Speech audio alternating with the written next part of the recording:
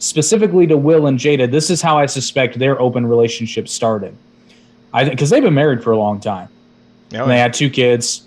I think they hit a wall where they're like, listen, like, I think that Will hit I think Will was personally frustrated because I watched a little bit of that thing like behind Will Smith, and I guess his big thing was he always wanted to have like that picture perfect family because he didn't have that growing up, and I can understand that. But it seemed like Jada wasn't into living like, and this is no fault of her because maybe the perfect nuclear family is just not your thing. She grew up different. Yeah, exactly. So maybe it's not as important. Maybe she was more, and I'm not faulting Jada for this. This is just speculation. I think maybe she was more into just them being their actual selves. So we already have a bit of a disconnect.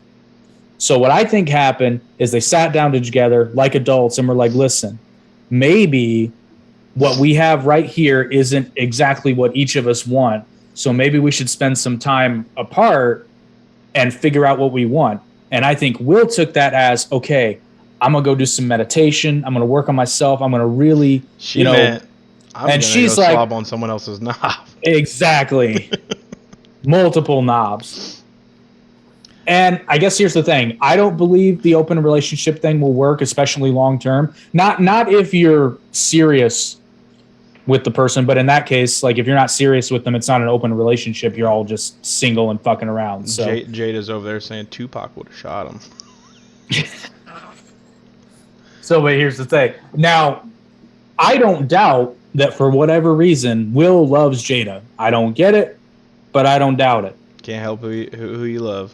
That's what a lot of people say. You can, but it usually this is why, and this is another thing I'm come to realize as someone who's been there. This is why men need male friends and women need female friends, but especially guys need guy friends, because when I got with my ex-wife, I only had one friend who came up to me and was like, dude, no, I don't know what it is about her. I just don't like her. I never met her. I know. Well, that was coincidental. But basically, I ended up alienating all my friends. Mm-hmm. And only one. And I told them this later after we reconnected and started hanging out again. I was like, dude, you were the only one.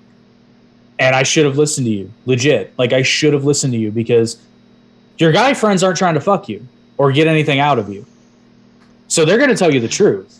Yeah. If they're your good, real friends, which is why it's best to get these real good friends when you're fucking broke, because then if you do become successful, like, they're your friend. They're just happy for you versus, exactly. Hey, man, can I get this? Right, exactly. So my point being, if I'd had a couple of friends be like, dude, fucking no.